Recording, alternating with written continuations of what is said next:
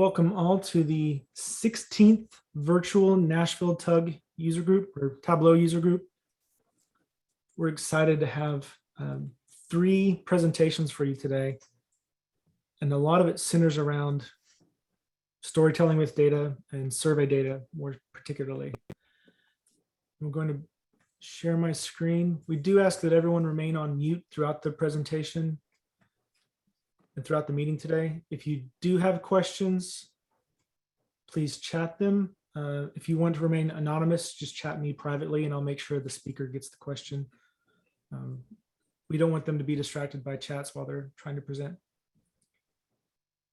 So today, welcome. If you're not in Central Time, well, regardless of what time zone you're in, our agenda is in Central Time. We're starting the meeting now at noon, and we have a full slate today going through Belmont's School of Pharmacy with Anthony Blash. We'll have some time for trivia, data storytelling with Anna Foard, data-driven decisions in Atlantic Public Schools, co-led between Michael LaMont and Elise Lenthe. We'll have a moment for the community spotlight, and that is when we part ways. If there's not any questions, looking around for a show of hands or people who are not on mute, seeing none. So thank you all for muting yourself. Let's start off with Anthony Blash. I'm going to stop sharing my screen.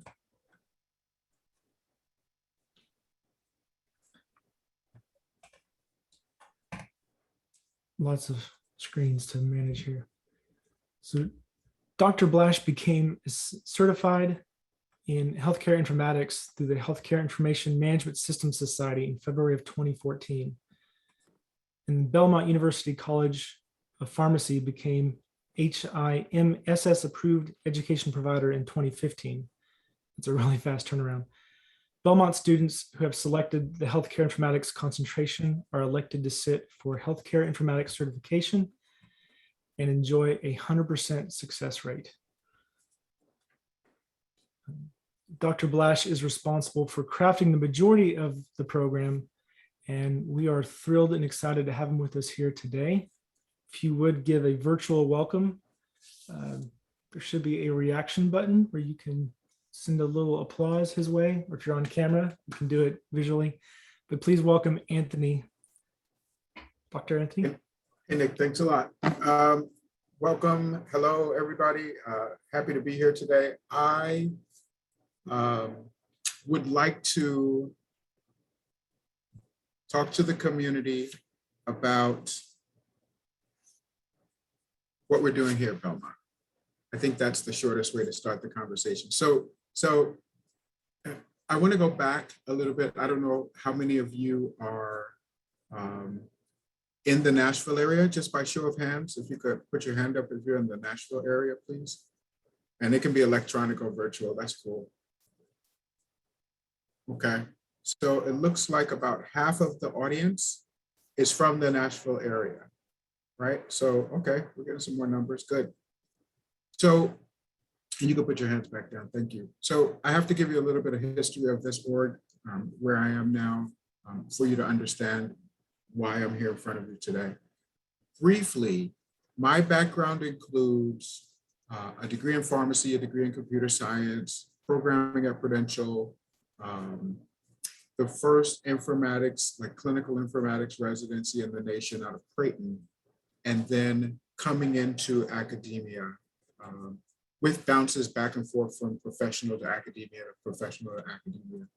My most recent position before sitting here at Belmont, and I started here in 2013, was at Adventist Health on the West Coast. And for those of you who know, there's 2 Adventist Healths. There's one in the Midwest, and then there's one in Florida that covers up to the Midwest, and then the West Coast, which covers that side of the country. So we were responsible for, and I worked at the corporate headquarters as the pharmacy informaticist. They had a very strong team of clinical informaticians in that space. So we were responsible for 20 hospitals and 300 ambulatory care clinics up and down the West Coast. I was able to finagle rotations and residency experiences through corporate for students coming through the pharmacy schools on the West Coast. And for those of you who don't know, the West Coast is where most of the innovation comes from in pharmacy or healthcare. The first doctor of pharmacy degree, I actually hold one of those, but the first doctor of pharmacy degree started on the West Coast and it came across the country. Most of the innovations that we see in terms of pharmacists as providers, able to write prescriptions and see patients independently, that started on the West Coast and came across. So a lot of innovation comes from the West Coast. So I was like, I'm in California. I'm going to connect with these colleges of pharmacy. It's going to be awesome. So I was able to establish some relationships with the colleges of pharmacy and got students to come in. And much to my dismay, the students were not versed in informatics as a conversation. So very quickly, I saw the problem with pulling these students in because my projects were marching backwards. I had like 23 active projects on my desk when I left Adventist Health. And the students, for all the competence they had in the clinical area, in technology and informatics, I literally could have walked out of the building, pointed to the first person I saw and said, hey, come here. And that person would have probably had as much technology experience as the students I was receiving. So I identified a gap in the knowledge base and I wanted to help address that gap. So I came to Belmont. Fortunately, and the reason I came across country was because Belmont University in 2009 was founded. The College of Pharmacy was founded. And one of the things we did in the College of Pharmacy was ask our community, what do you think a pharmacist should look like, right? And, we're a faith-based institution, so some of our community stakeholders were interested in the religious aspect. So some of our community stakeholders were interested in the management aspect. Pharmacists should be able to manage things and handle things. But there was a significant number of stakeholders and very powerful stakeholders in this city that said informatics was key. So in 2009, we established the College of Pharmacy and created concentrations. So they're like subspecialties within the Doctor of Pharmacy degree. And one of those subspecialties is informatics. So I'm on the West Coast, I'm in Adventist Health. I see a need for students to come out with competent technology skills. Over here on the East Coast is Belmont, and with an informatics position that's been open for 2 years. So it was a nice transition for me. I got to come to Belmont and bring the marketplace need and the marketplace understanding to the academia setting. And sometimes those two are not running parallel to each other. So it was a really good experience. Here, as was mentioned in my intro by Nick, we have established a strong relationship with HIMSS. And I don't know if a lot of you know that organization, but HIMSS is the Healthcare Information Management Systems Society. So for most clinical informaticians or folks who are interested in informatics from a clinical perspective, you're going to be either associated with that organization loosely or tightly. So I had a good understanding, and I was certified before I came here, but I had a good understanding of where that organization could take us. And they have a knowledge bank that I was able to follow and create curriculum around. So enter the Belmont student. So there are Belmont students in the College of Pharmacy who are going to be doctors of pharmacy. And traditionally, you'll think of a pharmacist as the person behind the CVS counter. And that is true. There's a large number of our students who actually manage retail pharmacy settings or community pharmacy settings. But then there's another component to that where the students, after they graduate, find themselves in hospital settings or in more non-traditional settings. And for everyone on this call, I know I'm preaching to the choir when I say that, healthcare is the story of data at this point. So our students are going through a curriculum now that includes Tableau and brings them to a level of competence. Now, why do we choose Tableau? Two reasons. First, it's free for students to use. So that was a huge driver for us. Second is the learning curve is not that difficult from A to minimal level of competence. So these are pharmacy students. They're here to learn clinical knowledge and expertise. But as an aside, they want to build the skill set in technology. So we have to make easy on-ramps that don't pull them away from their clinical studies, but bring them into that fold. So we are very proud to say that the Tableau experience comes probably about halfway in the curriculum for these students. So the first thing we do is help them with an understanding of course, there's a base lecture mode, and then there's presentations that they give on contemporary informatics topics, but then there's the project section, which overlays all that.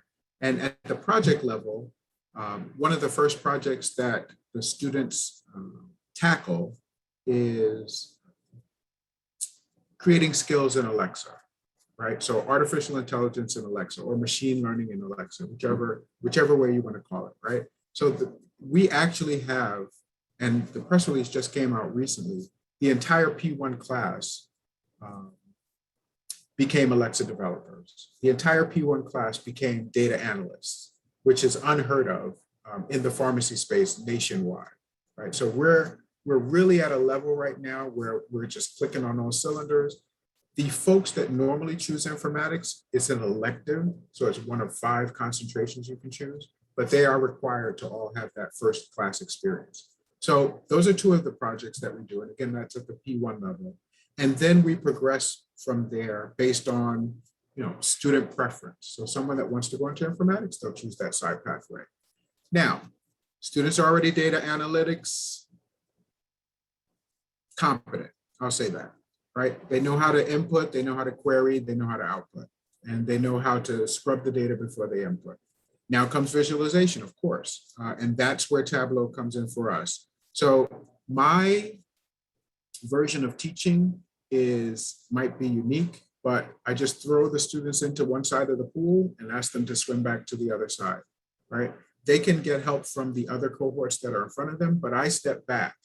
I kind of treat myself as a consultant manager, right? So I can help you with any bumps in the road, but the learning and the uptick and the work product is your own. So we go from the artificial intelligence of Alexa to, and we're using SQL these days. So we go with data analytics with SQL. We'll use the publicly available databases from data.gov for the public health information.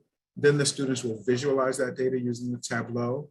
And past that, we have predictive analytics, machine learning, and a number of other pharmacy-specific projects that come from the community, which is another reason I asked how many of you are from Nashville, although it's not really relevant in today's tech-rich communication day. So I am out of time.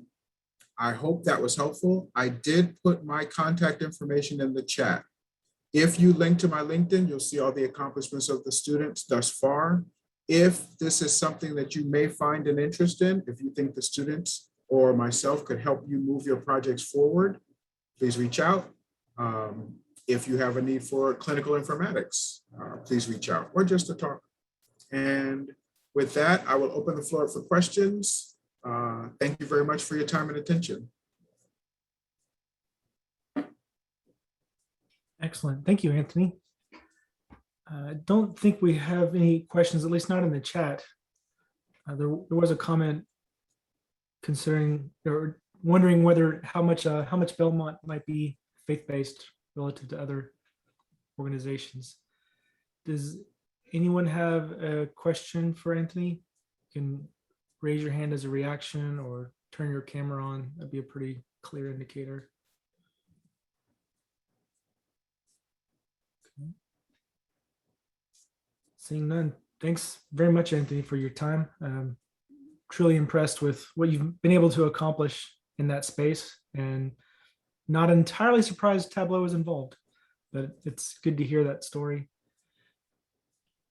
Next up, My pleasure, my pleasure. You guys have a nice afternoon. I gotta go. I got this first day of classes. We got a bunch of students on campus running around lost. So Thank you for your time. Have a great afternoon. Thanks, likewise. All right, next is trivia time. Eric Howard will lead our Cahoots session. So this is where we test you on your Tableau knowledge. And I believe there's a prize involved. Eric? I believe there's a $50 gift certificate involved. Ooh. So, can everybody hear me? Yep. Yes. All right. So if you will go to www.kahoot.it and enter this code, we can get started with the trivia. Again, I tried to make it a bit easier this time, so it's not really hard sort of release questions that I was doing before. More basic, how do you do things in Tableau? So.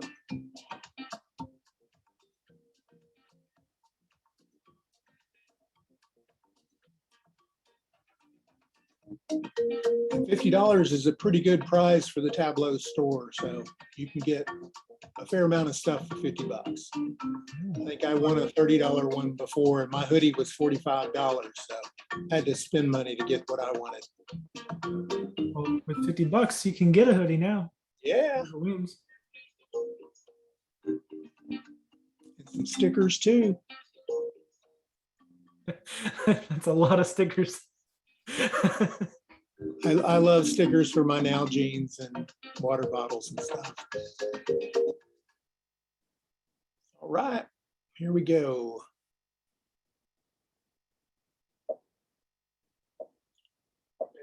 First question is just a poll.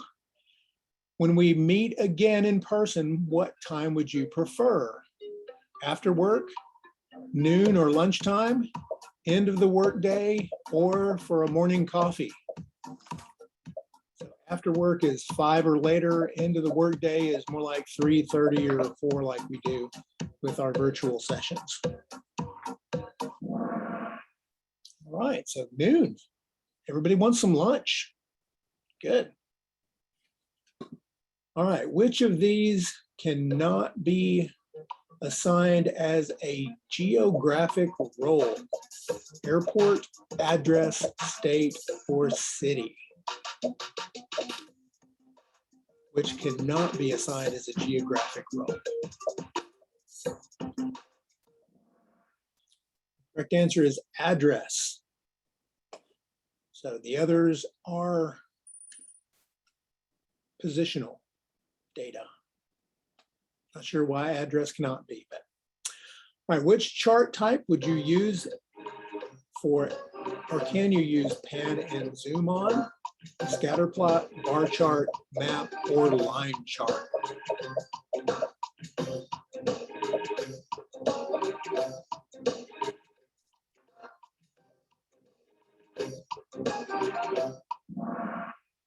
Correct answer is map. I think the picture gave it away. I have to be a little more devious with my selection of graphics. What is the new feature for drag and drop level of detail expressions?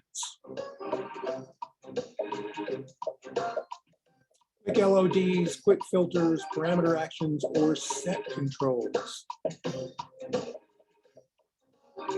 New features of the drag and drop level of detail. It's a quick LOD, that is correct. So everybody's getting them right. The main separator between this is how quick you answer. You get more points for answering quickly, in addition to being correct. So what would you need to copy to embed your data viz into your website? The tooltip, the URL, the embed code, or the text box?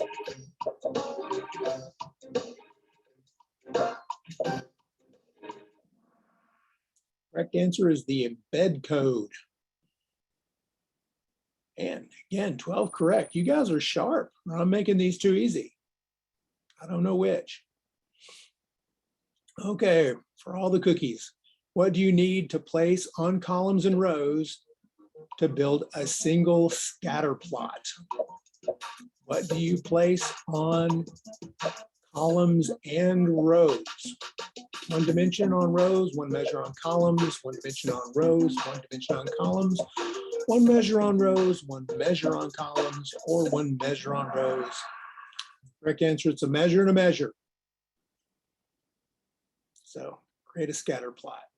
And our winner is Heather. Congratulations, Heather. If you will send Jim Diener your email address in a private chat channel, he will get you your gift certificate. All right, with that, I'll stop and hand it over to Nick again. Thank you all. Thank you, Eric. And thanks everyone for participating. I hope you had a lot of fun. Maybe learned a little bit about Tableau. I think the airport thing was new to me. It looked like it was new to a lot of you as well. And Jim, if you could maybe raise your hand virtually, that might make it easier for Heather to private chat you, but I don't. There he is. He's clapping. That helps. Yeah, Heather just sent me her email, Sweet. and thank you, Heather. I'll send that out tomorrow. Awesome. Great. All right, we're moving right along here. Next up, data storytelling from Anna Foard. She is a fellow TUG leader for the Atlanta area. So glad to have her here, and hopefully she can give us some feedback on how we manage ourselves, or maybe we're showing her a thing or two. Who knows? Let's welcome This is fun. And by the way, I have to plug Jim, because he's going to be hanging out with us next month. And so y'all are all can jump on with us and check out Atlanta's user group for September. And of course, I can't remember the exact date off the top of my head. I see. So it's I kind don't of a, recall off the top of my head. I think it's in the teens, but whatever. By all means, attend the Atlanta Tug because they are one of the better ones. They are one of the best. They truly are. I should say we. I mean, I've been there long enough now. I can say we, but we like to claim that we're the first. I mean, there's a little bit of banter back and forth with some that we're not the first, but we've been doing it a while, and I have some great co-hosts. So thanks, y'all. I'm gonna try to make this quick. So I have a background in teaching, and so my undergrad was actually business from the University of Georgia. And so you guys being in Tennessee, you may have a lot of UT fans out there, but I went to the University of Georgia, majored in business, and actually worked in academics, in analytics for a while. But actually, back then we always called it research. We never said analytics, but anyway. And then I went back to school to LSU, another SEC school, to be a math teacher. So I taught high school math and statistics for about 14 years, not including the 2 years I was at LSU doing my assistantship in the TA role. So one of the things I did in my assistantship, though, is I worked with the curriculum for statistics education, because that was really rolling out in the early 2000s. And I remember interviewing and saying my dream job in teaching was to teach AP statistics. And so that's what I ended up doing a lot of. And of course, in AP statistics, if you took the class or if you know somebody who did, you'll realize that the calculations and the metrics, just getting the number, wasn't really the biggest focus of the class and the exam. It's the communications portion. It's the communication piece of, yes, you know what this means, and can you communicate it in a simple way so that an audience can take action? I mean, that's ultimately the goal of that class. Believe it or not, it sounds boring. It sounds like you're just dealing with calculations and hypothesis testing, but it's all about action from your insight, which is where I'm going with this little presentation today. I've also worked with some dissertation consulting. I mentioned that offline earlier because a lot of teachers were getting their PhD and needed some help with the numbers. So that got to be kind of fun, helping people walk through the data and explain it to someone else. As they said, I'm now the Atlanta Tableau user group co-lead. I work for Data Crunch Corporation. I'm the lead well, I'm the director of the training. I'm the lead trainer as well. So I teach Tableau, but I also teach data literacy, data storytelling, and everything in between. I do. So part of my presentation today is to get you guys thinking about a particular data set. So I want to set some context for the data set that we're going to be looking at today. And setting that context, I'll have to mention that I am a distance runner, and I really anything outdoors is my thing. But I'm a distance runner, but I wouldn't call myself an athlete, but I would say I surround myself with athletes on an almost daily basis. I was also really big into CrossFit a long time ago. Again, not on the competitive level of like going to the games, but my coaches were. So that gives a little context for some of the stuff I'm going to be talking about, the data set that I'm going to be using today. So why data storytelling? As I said about the concept of the AP stats class, it's the same idea. Is when we're trying to tell somebody about the insights of their data, we kind of forget, and I say we collectively, because a lot of folks are just like, here's your report. I will give you a magnifying glass to go with that, figure it out. And we have a tendency to just repeat the obvious and just say, yeah, it's 45%, with no context around it. What we really want to do is get people to remember and act on what those insights are. So some of the problems I see when I'm teaching this class or when I'm talking to folks that don't know why we're going to be working with data storytelling, they'll say like, well, like I have a customer, if you're working internally and you have customers who are consuming your dashboards, they don't use them or they don't act on your insights. They're just kind of like, okay, cool. Or your boss when you give your report. So how do we fix that? Sometimes reports can be confusing. There's no one story. Maybe all the metrics are all there at once and you just assume someone's going to figure it out. Or you're having a hard time figuring it out. And then also we have that problem of, like I said, people using the adoption of our dashboards. So how do we fix this? And so I like to introduce the concept of data storytelling. Now here in the Tableau community, if you've been working, listening to any presentations, if you've been to a Tableau conference, you know there's a lot around the visual side, the creativity. We talk about best practices and how to make that visual stand out. I'm not going to go into that today because but I'll give you some resources at the end. I'm not going to go into that today because I have found that the hard part, couple things, finding the story, putting it in context, and communicating those insights so that, again, inspires action. That action is really the key piece. We have a tendency to say, okay, well, I told them what it said, and that's not really what data storytelling is. I want to contrast also data storytelling with data visualization. In the Tableau community, especially, again, if you've gone to conferences, if you've participated in like Makeover Monday and all these things, we talk so much about data visualization. My data viz. Here's my data viz. And there's nothing wrong with a data visualization, but there's a difference between data visualization and a data story. So a data visualization can help us answer questions and pull out insights. And we're going to be doing that today. And I can give you guys a data set offline, I can send it out. I can make it public somehow. But there's a data set that actually came from Makeover Monday that we're going to use here, looking at the Ironman World Championship medal times. So I told you, I like to surround myself with athletes and pretend that I am one. So this was a great data set to work with. So a data story, though, is going to support some decision making. So let's start with that. There's your data visualization and the data story. And I'll show these a little more detail in a bit.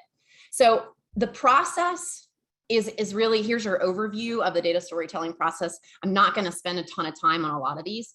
First, we want to make sure we obtain context. We're going to have exploratory analysis, which is what we're going to spend more time on today. Select a data story, sketch your data story, and communicate your data story. So I'm going to focus more on some than others, but I'll give you some resources at the end. So obtaining context, all of this means is what it sounds like. What is the context of your data? Do you understand your audience? Do you know how they consume information? Do you understand their goals? What's their why? So we really need to set up the context to begin with before you start even investigating the data. Ask a lot of questions, and I'll get into the questions in a bit. Keeping that company line of sight always there while you're investigating the data, while you're reporting the data. It's like, because if these two things don't connect, if your story doesn't connect back to the organizational goals, what's the point? Again, and we're going to go back to those same problems of, well, no one's looking at my dashboards, or nobody's doing anything with the reports I'm generating. So our line of sight is going to help us determine, really keep in mind those goals. Who's your audience? What are their goals?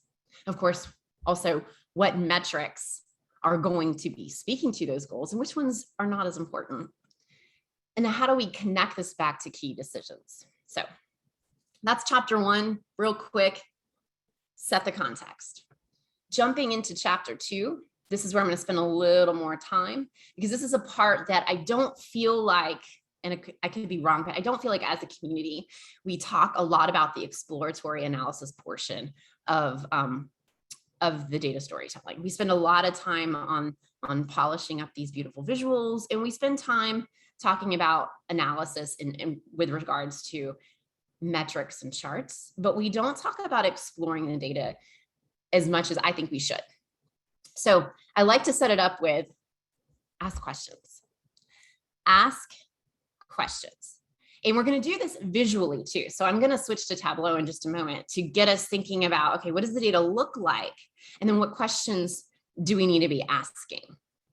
So you've probably heard of the 5 whys. If not, this is just the root cause analysis. Toyota is often credited with the 5 whys because instead of, hey, the steering wheel's shaky, let's just put on a new steering wheel. It's more of going down to the root cause of, well, why is it shaking? Well, there's something wrong with the brakes, and so on and so on. So we don't want to ignore that there's a root cause to whatever it is that is your stakeholder's problem.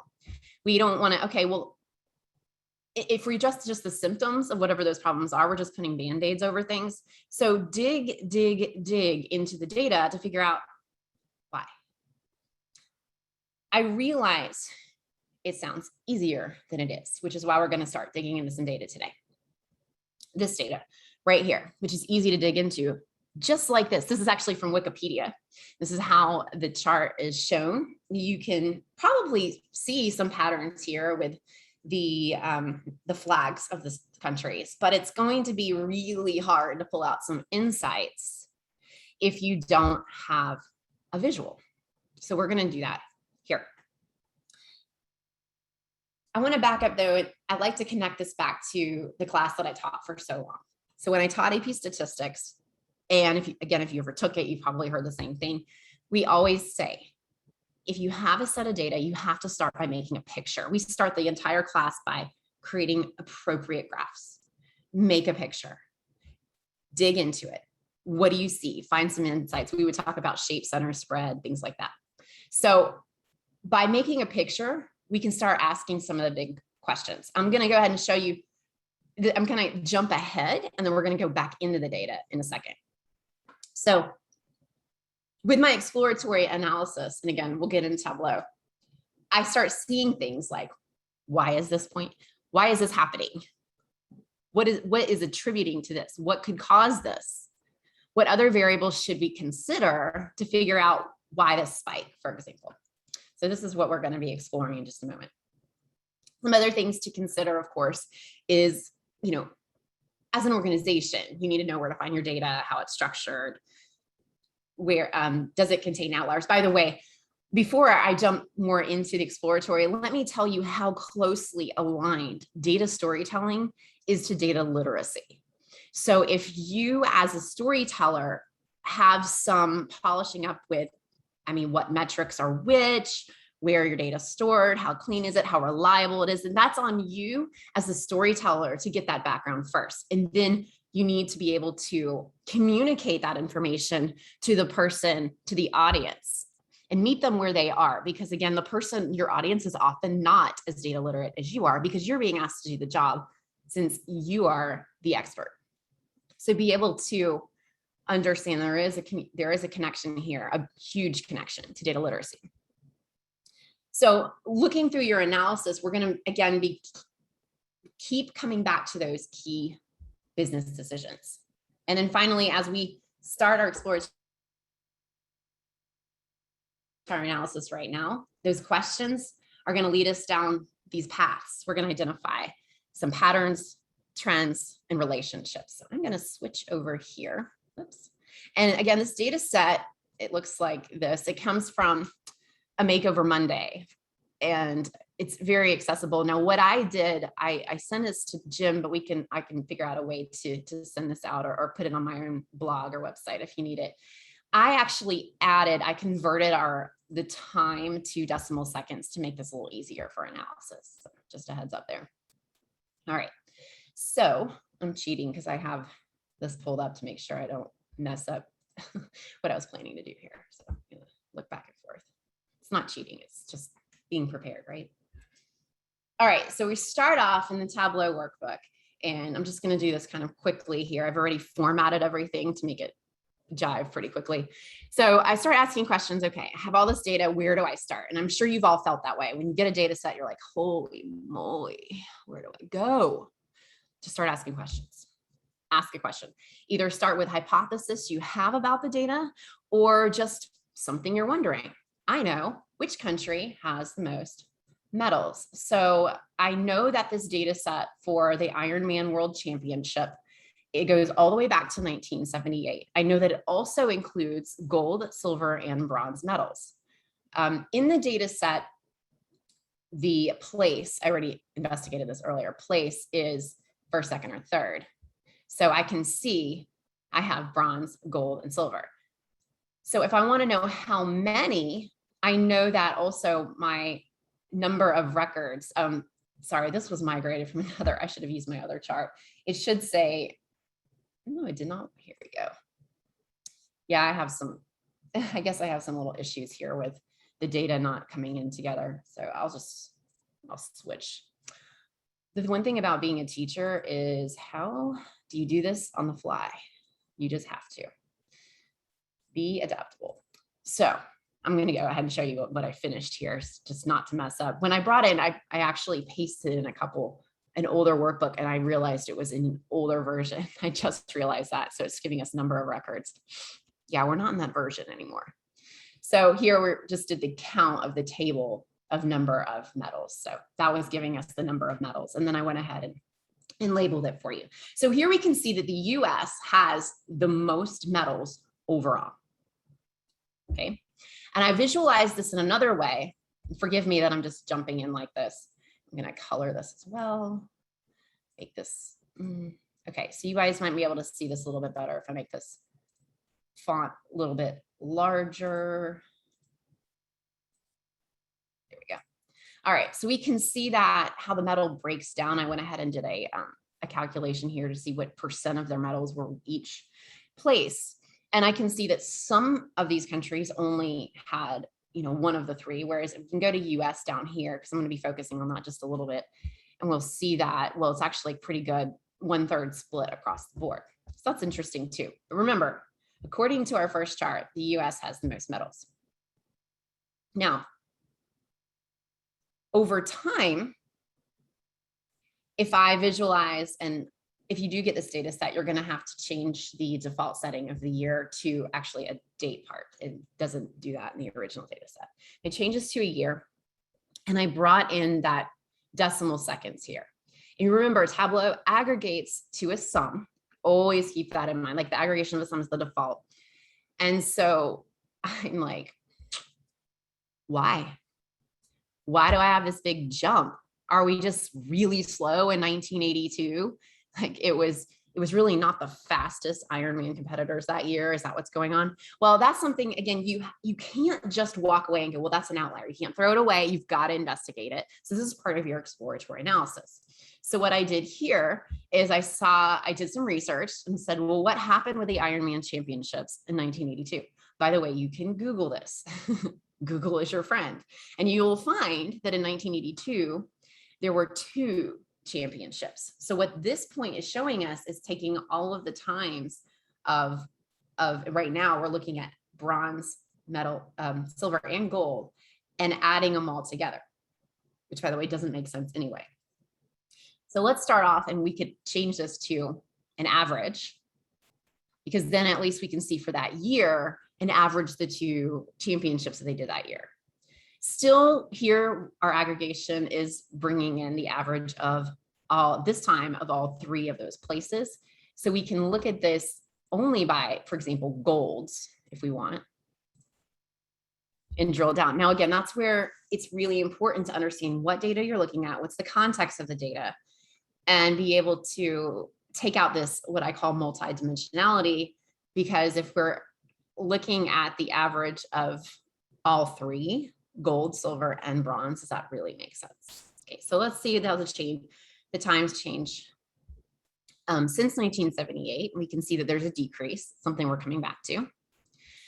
So I would like to know, again, we saw US had the most medals. I'd like to know which country on average, so I used average decimal seconds, had the fastest time. Now this is an average, again, of all the places, but we'll see that US is the lowest. I wonder why. Let's only look at, I wonder if US, and I know we already saw this earlier, but when I was doing this originally, I was like, well, how is it that US had the most medals, but they're the slowest? Okay, remember, longer time. If it takes you longer, you're slower. Okay, the longer bars aren't the best ones when we're dealing with the time. So let's look at, maybe they didn't have as many golds. So let's just look at only gold and see who the slowest is. It's still the US. They're still the slowest on average, and it's even including gold. And actually I jumped to that one already. So what if it's a different breakdown by gender? So I went ahead and created, and again, this is just part of my exploratory analysis, and you guys can dig into this on your own.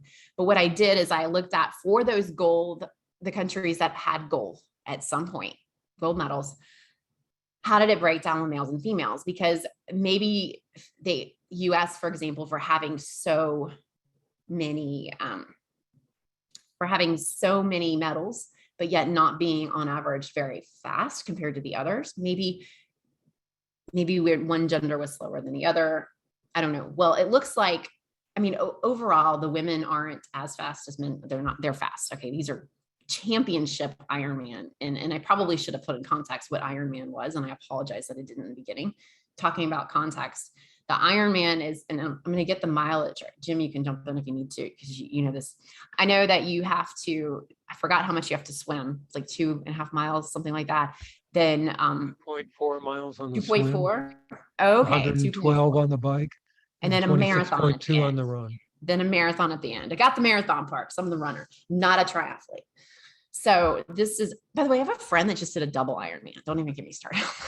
So yeah, this is the championship of doing those three things together. So none of these people are slow or lazy, but we can see that we're still visualizing this based on average time. So the longer the bar, the longer it took them. And we can see that the red bars are the females. So compared to their male counterparts, they on average took a little bit longer.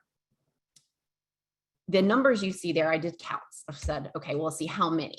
Well, the US, even though males are faster, we have 20 of them and only 8 females getting gold medals. So we really can't say gender caused any of this difference. So again, what I'm trying to think of, what I've been thinking about right now, I'm like, why do we have so many medals in the US in gold, but we're overall the slowest? So then I broke it down over time.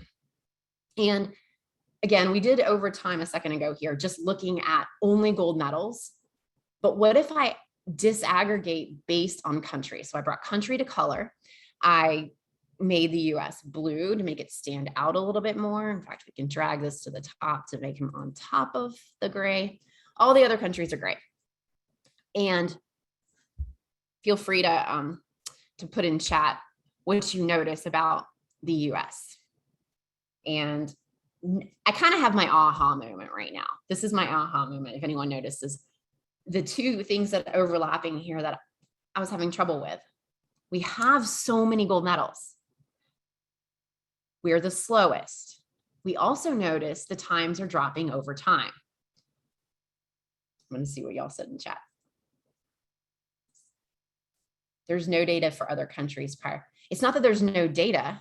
It's that who won all the medals early on. The US. Yes, an athlete, I like this one. Athletes are faster over time, but the US was winning earlier. Later on, they're not. I have more whys. Now, at this point, you really need to make sure you define your audience, because my audience in this case could be the athletes themselves. They could be the board, whoever the entity is that puts on these races for Ironman. Like, it could be so many different things. So you really need to define that audience, because right now we're getting to the why is this? We're going to figure out, okay, well, who are we talking to? So I decided I'm going to be looking more towards the athletes. Again, because I do work around a lot of athletes. So I said, okay, so why? Decided to break this out with men and women. And I started to look again at those spikes in the decline and the why. So just to get, I want to make this a little quicker because I don't want to run out of time. We are going to get to that point in just a second, because I'm going to circle back around, because I'm going to show you how I would build this story.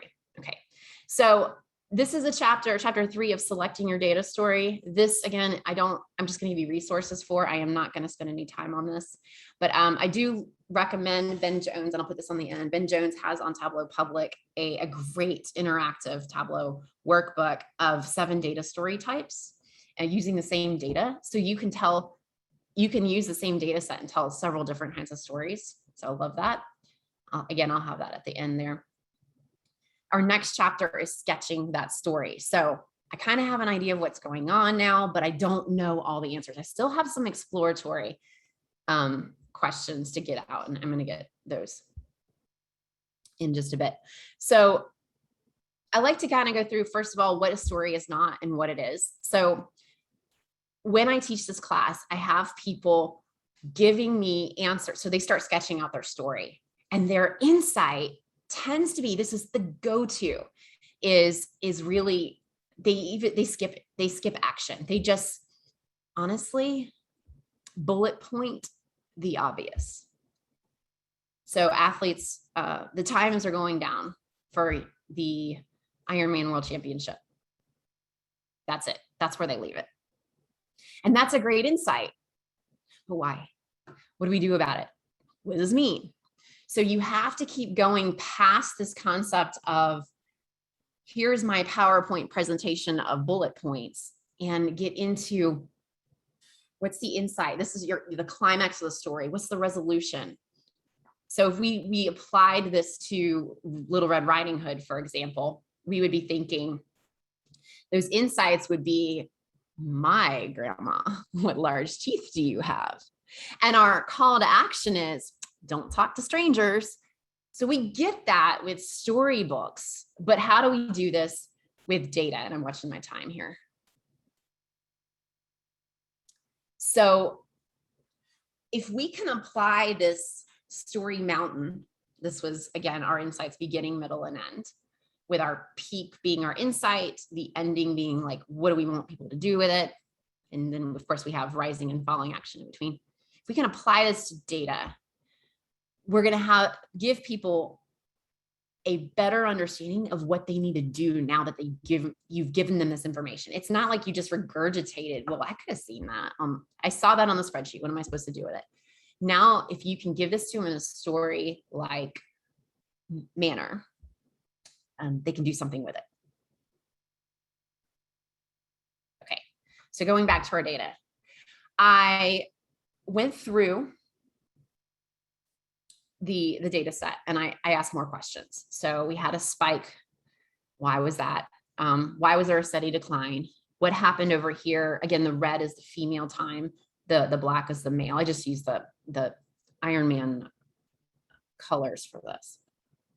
So that spike there in the early 80s, That's when they changed, against Google, but dig in your data or find out why. Go find a subject matter expert. Ask why. Why is this happening? So that spike early on, they changed the course to a different course in Hawaii. So it was, I think, moved from the Big Island. The question why the steady decline, I don't know. I have some theories, probably many variables. There was a spike there, what's going on here there in the early 2000s. That is when the winning gold medal female got disqualified for performance enhancing drugs. She was pulled, so the second place person became the gold medalist. So not as fast of a time. So if I wanted to talk to athletes about how they could apply this data to how they're training and how they're being coached, I would start with a story. Now, I haven't told you what my desired outcome is yet, but you may have an idea, because if we're looking at that decline, we're really going, why? Newsflash here. That was a 33% decrease for both men and women since 1978. 33%. So if they've gotten that much faster, when I say decrease in time, that's faster. So if we've gotten that much faster, why? So my insight was the speed.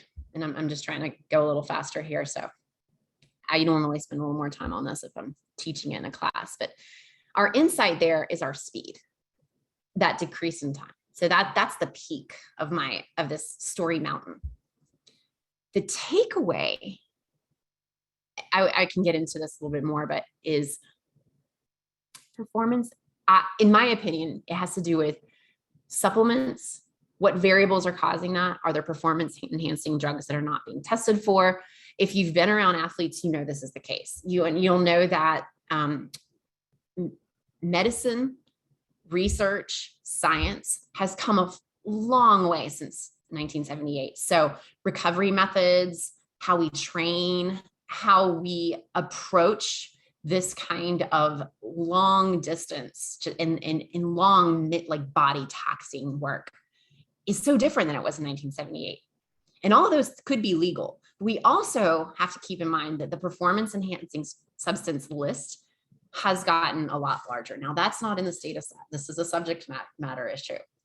I have a friend who competes in the CrossFit Games, and he actually has to send his protein powder. He does this on his own. He sends his protein powder to a lab to have it analyzed to make sure that there is nothing in there that will flag him. It's that intense. There's so many things that you can go, and a lot of people don't know this. You can go over the counter, buy things, take it over the counter, just walk into a health food store. And if you were a professional athlete, you would be banned from your sport. It's prevalent, but it also could be accidental. So if I was talking to an athlete, this is what I would start with. Okay, so why have these gold medal times fallen? Okay, and then that rising actions, that dramatic fall in medal times, seeing that dramatic 33% decrease in those times. We saw that DQ for a positive drug test. By the way, that person who was disqualified may have followed all the rules, but did not get her protein powder tested, for example. There's so much going on here. So are some drugs falling under the radar? This test more sensitive. And yes, I understand that there's also things that are under the radar that have not been banned yet. That this happens probably every year. So my ending, if I was the athlete, was, I might want to investigate all my supplements. The other ending there is, okay, what other things can I do? And again, depends on your audience, but I would be talking to an athlete, like what other things can you do to decrease your own time? Get faster. All right, so that was really quick going through the data story and how I went through the exploratory analysis. But I really want y'all to think about, and I think this is where we lose the data storytelling process. We get to the best practices and the beautiful visualization, and we forget the purpose. Like, what is your audience why? What's their why? What's their goal? What do they need to do? Well, my audience needs to perform at their highest peak without being flagged for something they may or may not know is illegal. Who is my audience? You know, like I said, this was for me, I was talking to athletes. Make sure you're writing down your insights too, because you may have to follow up with some subject matter expert. Like, hey, can you tell me why this business unit is doing this, but over here we're doing this? And you want to make sure you're explaining this to someone in a clear, simple way. Don't forget that call to action. Don't just restate, well, Ironman gold medal times have decreased. See you later. Have fun with figuring out what to do with that. Dig down in there and give them a call to action. So the last chapter is the communication. And that's how you are going to communicate this to the person who is either watching your presentation or sitting in the room as you're giving them tips for how to do this. So this particular visualization, this particular data story, I did not include a call to action for a particular audience. And that was intentional because this is something I just created for a general audience, but it should at least leave a question in the mind of, well, now what do I do with this? So when you get into more of the, okay, what's the best practice? How do I create this data story? You'll notice I did add in there some call outs. So make sure you're looking at those outliers and you're giving those annotations for what you want people to pay attention to. Use your titles, use your color. Really all those visualization best practices are really going to help draw the person into the data story and get rid of all the noise. Remember, in the beginning of our exploratory analysis, I was looking at the US compared to other countries. But now my story changed and I focused instead on just that decrease. That's important for me to note here because as you're investigating in exploratory analysis, you may have to deviate from your original idea. That's because we want to make sure we're telling a story that's simple and complete. Who wants to listen to someone tell a story that all of a sudden, like, wait, let me sidebar and tell you this other story. And sometimes that story, you know how it meanders back to the original story. And then sometimes you're on this other path and you're like, wait, take me back to the path of your original story. You don't want to do that with a data story. So focus on one story. So even though my exploratory analysis had all these paths, I could have gone in different stories. I decided to choose this one as my data story. So I've kind of narrowed down, there's so much to do with data storytelling. And again, the visual aspect is just its own like 3-day course, I'm sure. But with creating the story and just taking the data to the story, you really need to make sure that the first thing you do is know your audience. Make sure you apply that exploratory analysis, ask those questions. Why is this happening? And like I said, simplify one story at a time. Make sure your conclusions give action. What should I be doing with this information? So don't just hand someone a report and expect them to figure that out because that's not a data story. That's just producing a report. And then, of course, design with best practices in mind. Here's some resources. I know I don't want to go long, so I need to stop talking now. I tried to do 25 minutes and I did not. So that is all I have. I would say that the number one place to go for practice with this is storytelling with data, the website. There's a whole community and resource to participate. So you get feedback too. Data literacy, like I said, is really closely tied into data storytelling. Ben Jones is a great reference for that. And his website is dataliteracy.com. Nancy Duarte, also somebody to follow and read her books, RJ Andrews. And I had to say thank you to Emily Kuhn and Frank Meister, who both have helped me perfect. It's not perfect, excuse me, that's the wrong word. Improve the course that I teach for data literacy. So I'm sorry, data storytelling and data literacy. I'm gonna stop my share and see if y'all have any questions. I kind of kept looking over and going like, I hope I haven't like lost anybody. I think this was great. Thank you, Anna. Anna or Anna? Anna. Anna, okay, good. But yeah, I agree that more time can be devoted to the exploratory analysis side of things. I meet so many analysts who are just in such a hurry to make a beautiful, polished presentation out of their data and don't really have anything to say. And your process would do a lot in finding the story, right? To find the actionable insight. I took notes, so thank you for that. I have a blog post that breaks that same data set down too, so I can I can chat that. Yeah, please do. One of my curiosities is in terms of missing data, because there's always missing data. Have you done any exploration into that of how it affects things, or is that a direction you're thinking about going? For this particular data set, Yeah.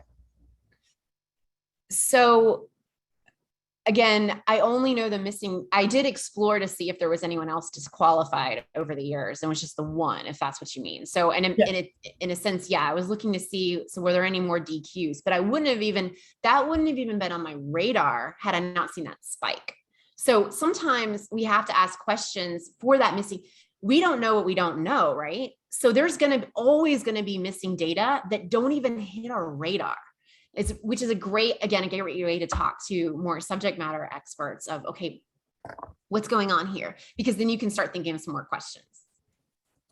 And unfortunately, we need to move on in our agenda. So if you do have questions, please chat them. If you want us all to be part of that conversation, that can be public.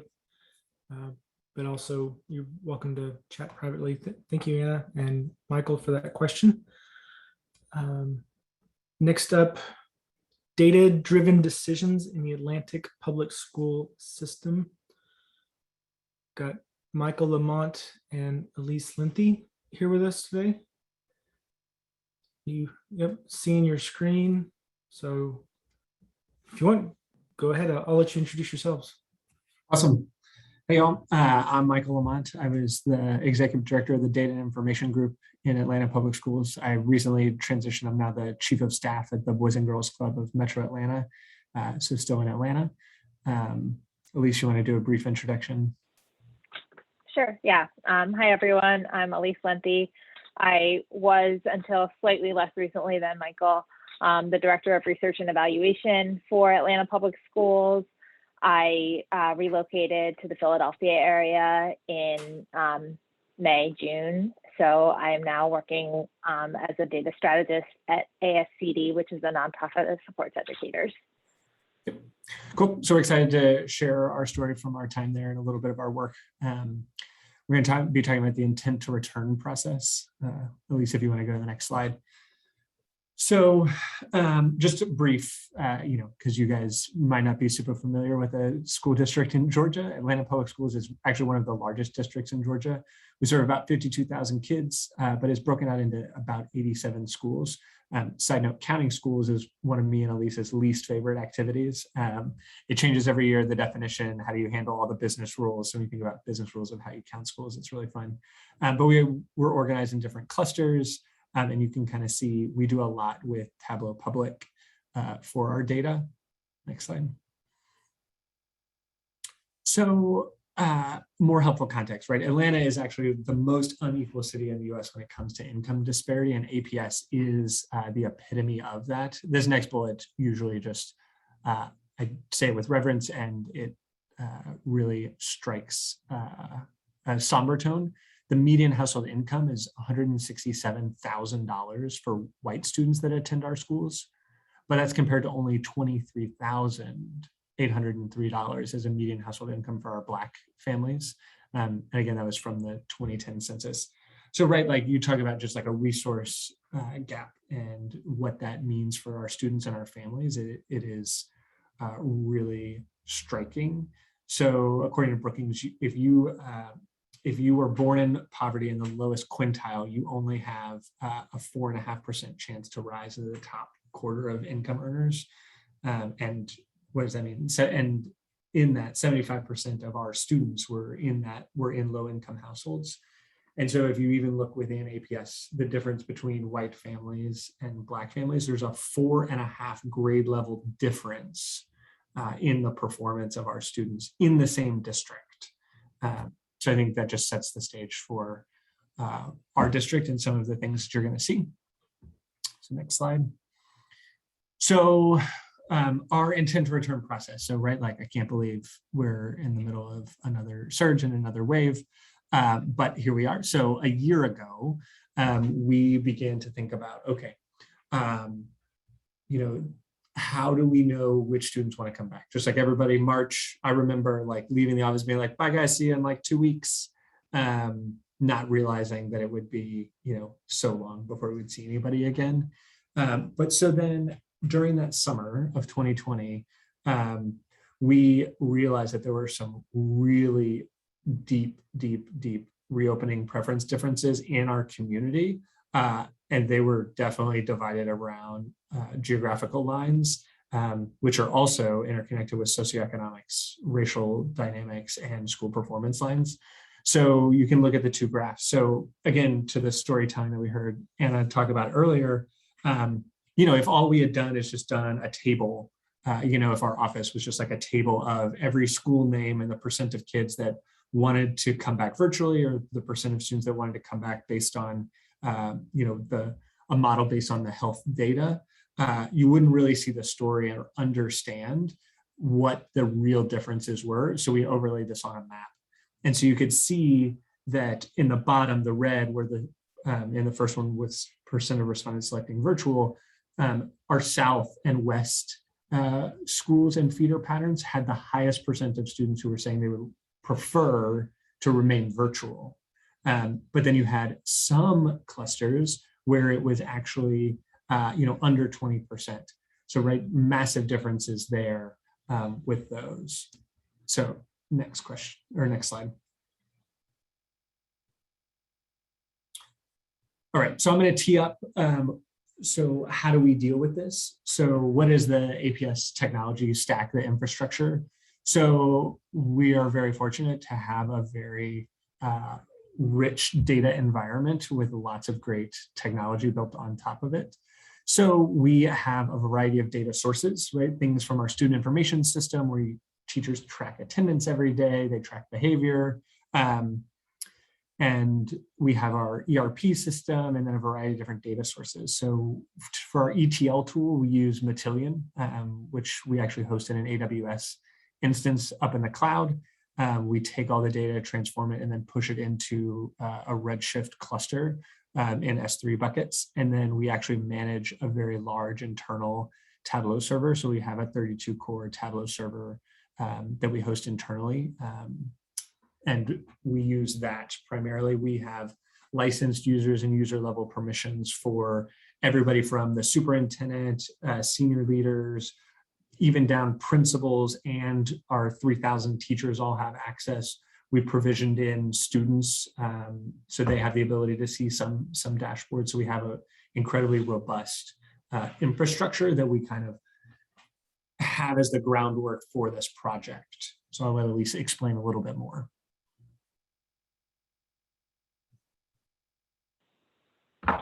All right, and I guess just one additional piece of context I want to add before I dive into this slide that I think frames kind of this overall presentation that we didn't start with. This is a presentation that we gave back in May when both of us were still working for Atlanta Public Schools as part of Tableau's, I think it's called like Ready Campus series, about how school districts were leveraging Tableau to kind of manage dealing with COVID. And so all of this kind of comes in that context. So Michael's already talked about the situation that we were in. Really, at this point, it's been more than a year since this process developed, because we finished out the 2020 school year. It was June. We were originally thinking like, oh yeah, just like everyone was thinking, we'll probably just be able to go back for regular instruction in the fall. And that's when some of those surveys that you saw the results of on the maps a few slides ago were administered. In seeing how divided opinions were about how we should be returning to school or how we should be preparing to return to school in the fall, the district realized that there was not going to be able to be like a blanket decision made that was going to work for everyone. And thus this intent to return process that launched, which was basically a way to capture feedback and preferences for every single student as an individual, to make sure that, you know, it wasn't just the loudest voices drowning out everyone else and making decisions for 50,000 kids. So this process had a couple components. The first one was getting information from families. So this was not a Tableau-based solution, but we, Michael already kind of talked through what our technology stack is.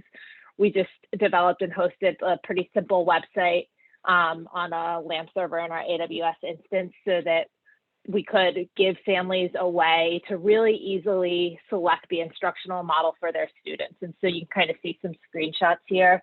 Basically, there was a landing page with some information from the superintendent, from the district.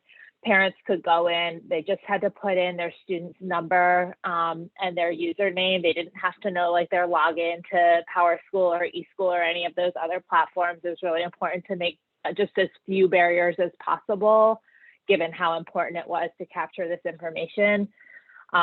And then this was all built on top of a database where we pulled in enrollment information on a nightly basis so that it was staying up to date. So if a new student enrolled, the next day their parents can go in and say, like, I want my student to be in person when that's an option. I want my student to be virtual. All of the selections that were made through this process were captured and stored in a MySQL database that was then integrated through Matillion with some of our other district data sources. It was really important for us to develop this kind of balancing between robust development and as well as speed, because this happened several times throughout the year. So the first time we did intent to return was last summer, getting ready for the start of school.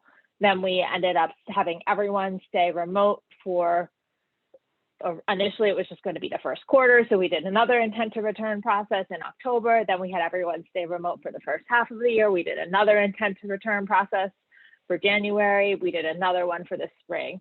So all of like the history of all the selections that people were making were being captured. So this was like the how we collected the data piece. I'm going to move on and talk a little bit about how we displayed that to different stakeholder groups within the district. One of the very first things that we had to build out, and as I say one of the first things, developing what we called like the intent to return dashboard was incredibly iterative, because it started in the fall of the 2020-2021 school year and continued evolving over the entire course of the year as all of those different scenarios that I just mentioned unfolded. So the first thing that we had to do was just help district leaders, superintendents, associate superintendents, understand just who's even responding to this survey. It wasn't exactly a survey, but it suffers from a lot of the same things that surveys suffer from in terms of like, if you don't have a good take rate, you don't have a representative sample.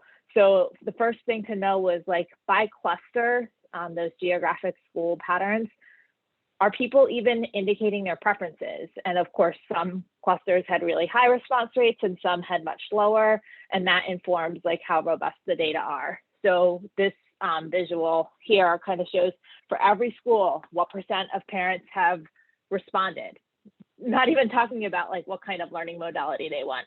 And then you can see there's that drop down in the top right. We built this out so that, excuse me, it could then show a number of different metrics. So how many people responded, how many people wanted in person, how many people wanted virtual. The choices that are showing up there are kind of based on our March end of last school year options. So they're a little bit more sophisticated than what we had available at the beginning. I think in the beginning, it was just like what % of students have a response and what % want to be in person. But this was really helpful because it allowed the district leaders to understand kind of a really at a glance, what are the response rates? What are the preferences by school? Another piece of this dashboard was targeted more towards principals and individual school leaders.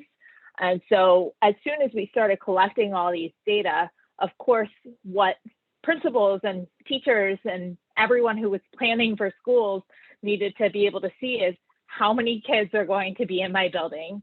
That is the question that everyone wanted to know. So again, it started pretty simple and then evolved over time based on the questions that we were being asked. First, we just provided a summary kind of by grade level.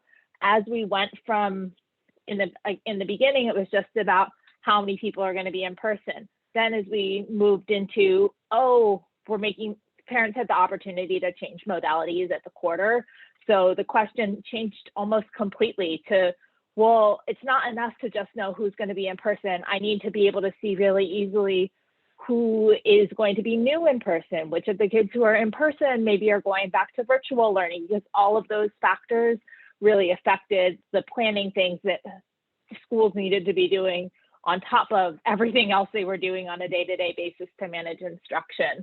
When we first started talking about going back in person, there were schools that were thinking like they had no idea how many kids to expect back. They were thinking if they had too many, they might have to go to a hybrid model where some kids came in like a couple days a week and other kids came in other days. They thought they were going to have to change their schedules.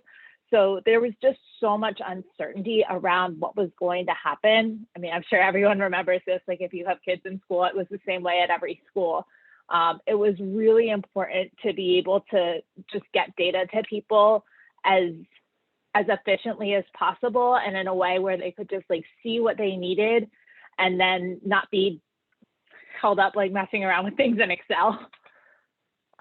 We also ended up adding like this assisted input view because there were families that weren't using the form. They were just calling the school and telling the secretary, yep, I want so-and-so to come back in person.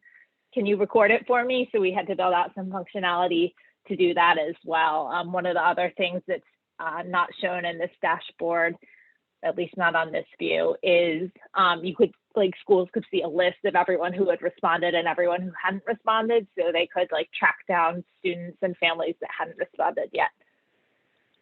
I think I already talked about this a little bit, but this is just an example of another view that we had, especially in the early days when schools were trying to see, are we going to need to change schedules around? Because what if everyone in one section wants to come back and that doesn't make sense. I don't want to have 30 kids in person in one class and 2 kids in person in another class. So I need to see that as a leader so I can plan appropriately and change schedules. So that's what this view was attempting to show. So I'm about to shift and maybe talk some about just like lessons learned and some of the next steps, or at least what the next steps were back in May. But I'll pause for a moment to see if there's anything Michael wants to add or any questions. Yeah, I'll just highlight, right, like this is a testament to Elise and her team and the work they put into really understanding the users of these data to understand what decisions they needed to be making, right? Like this was not just like the data team in an office making decisions. They like called principals, worked with principals. How do you need to see these data? What decisions are you making? And then really thought deeply about the structure of the data and how they might like reshape the data, bring in new data. It is not typical for a school system to be able to do this type of work of then in one survey, tying that back into like 2 or 3 different systems to then be able to see by period and homeroom teacher and rotation and be able to balance the kids for like in-person learning. So I just don't want to, at least like spoke about it like fairly nonchalantly, but I again just want to highlight this is a perfect example of how somebody uses data, but then ties that to the user story and the end user and how they're going to consume the data to make sure you use data to like benefit an organization or an enterprise.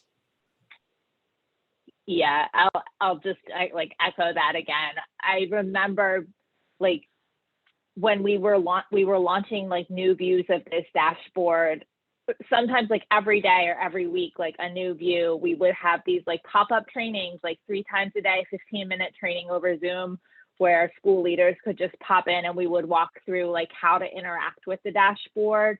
Like if you're trying to figure out this, go to this view, walk through it in this way. We didn't do like a formal user experience testing, but there were lots of phone calls of, well, tell me again what you're trying to figure out. And then we would determine like if something already existed that could serve that need, or if we needed to do something new. Ultimately, I think we ended up building out like a big data download feature because there were some people who just wanted to get it into Excel so they could take their own notes on it. So kind of, I didn't think we were going to take up our whole time, but we're actually getting close to just moving into some of the, again, I think we've really covered a lot of this already, but some of the foundational things that really enabled us to do this were, we already had, going into this, we had we're lucky to have a really robust technology stack. We already had our APS graphs system, which was our district AWS hosted Tableau platform that school and district leaders were already comfortable using. So that was made it easy for us to get data to people quickly. We weren't asking people to learn a new system. We were just putting new data into a system that they were already comfortable with. And that second bullet point there around the strong working relationships that we already had was super critical to turn this into something that was actually able to meet people's needs where they were. One of the things that really happened with this project was we thought, I've talked a lot about the evolution, but we had like a set of data initially, we made it available, we built out the survey, we built out a preliminary dashboard, and then there was so much demand for, well, we want to know like, oh, they say they're coming back. Do they want to take the bus? Oh, they say they're coming back. Are they up to date on their immunization? There were so many additional things that had to be layered in. So I remember last year, everyone was using the phrase like, oh, we're building the plane while we're flying it. And this was that. But I think even more so, it was an instance where we had to be really smart about like how we were structuring our data in the beginning, because we knew we were going to be asked to do things that we didn't know what they were yet. It was really kind of validating for our technology stack as well, because we set up a new website. I think like in a week we built that like intent to return survey. And probably like in a couple of days on top of that, got like the first version of the dashboard going. So that was just, it felt good. It was like, there were so many things going on. It was really good to be able to do something to really help take something off someone else's plate. And what's next? Well, this is what we thought was next in May. And I can't say for sure what actually happened because neither of us are still with the district. But one of the things that was kind of, we always knew in our heads about this was that this was a bridge process. It was never intended to be like a long-term solution. I say a bridge, it was like for a year or year and a half, but eventually some of the things that we were trying to do were probably going to be built out within like our student information system platform. And I think they've even done some of those things for this current school year. But I imagine that some of the reporting structures that we built out are still being used, even if the data is coming from a different place. So that is it from us, from me at least. Michael, any last thoughts? Nope. Happy to take any questions people have.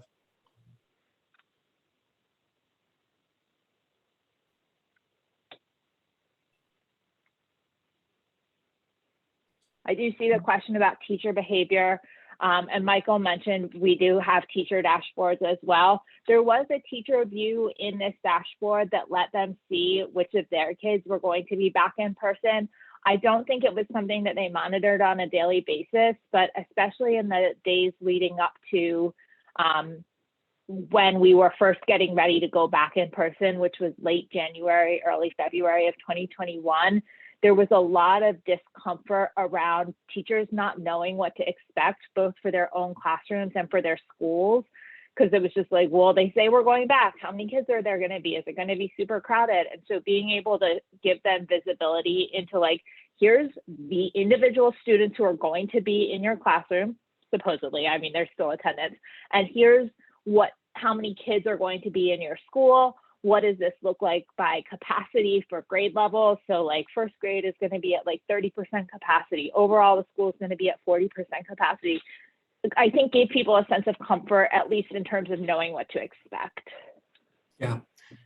And if I had time to answer Anna's question just really quickly, she asked about charter system. I don't think it's a charter system. We were really aggressive we bought our Tableau server in 2015.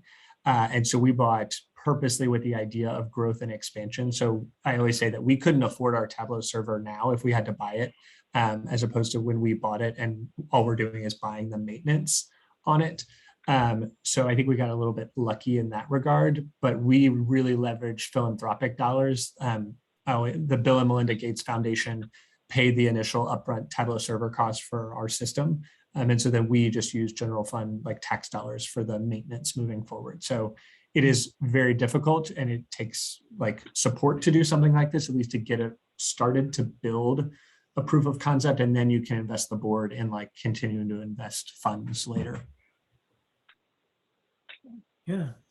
Wow, great presentation. Lots of engagement in chat. Looks like everyone was thoroughly impressed with what you all had to share. And the grammar nerd in me appreciated the way you all said data are, and I struggle with that myself. I still, even though I know better, I'll say data is. Maybe I'm kicking over a debate. We'll see. Maybe that's the next Tableau user group. Everyone is. We're all just going to whether you're supposed to say data is or data are.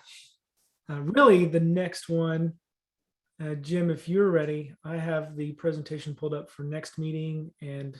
Yeah, go ahead. Go ahead, pull it up. We're running tight here, but. Yep. So go ahead. Okay. Just a couple of quick announcements. Yesterday, in fact, registration opened up for TC21. It's going to be in November, and in the US, it's November 9th through 11th. So now you can actually go out and sign up. I actually signed up yesterday, but you can sign up for the event, get registered. It's free for everybody. There's no charge for the virtual event. So go on out there and sign up. I have it on good authority. There's going to be brain dates, and some of those just may precede that November 9th date. So if you're a brain date fan, hope to see you out there. If you're looking for work, if you're a job seeker, Tableau is still hiring, JLL is still hiring, and I saw just this morning there's an opening out at GitHub that you might want to take a look into. Now, next month, we're going back to the 3:30 start time for our meeting. And the meeting is going to be September 29th, the last Wednesday of the month at 3:30.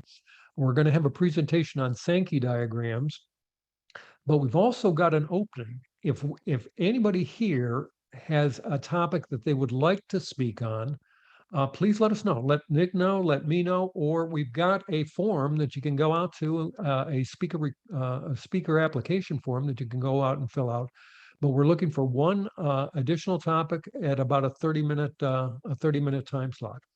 So Nick, that's all I really wanted to cover off. There might be somebody out there that has an opening, and maybe I see somebody put in that Bridgestone is hiring. So Sarah, thank you for noting that. Do you want to speak about that, Sarah? Sure, yeah. My name's Sarah Perry. I'm the manager of BI here at Bridgestone. We have an opening for a senior BI developer on our team. We're looking for somebody who's really skilled with Tableau and potentially has Alteryx experience. If that sounds like you, feel free to reach out to me on LinkedIn or apply for the job. I've posted it in the chat, and thanks for the time. Cool. I'm seeing if I can get the link handy to the speaker sign up sheet or the speaker interest survey, whatever you want to like 3 clicks away. So if anybody have any other announcements, job opportunities, or want to express interest in previously stated opportunities? Hi, this is Summer Santos. I'm a Tableau developer here in Nashville. I'm with the Healthcare Fraud Prevention Partnership. We are also looking for a senior BI analyst, particularly someone with strong server and prep experience. We do healthcare fraud work across private, federal, state claims, medical, institutional, and pharmacy. So if anyone's interested or knows someone, let me know. I'm summer.santos@gdit.com. Awesome. Thank you, Summer. I'm going to stop sharing partly so I can see the gallery view. All right. We're at and just a little past time. So thank you for your time and attention. I hope you got some value out of this. I know I did. And a special thank you to our speakers today. I might be following up with some of you afterwards with questions and ideas. But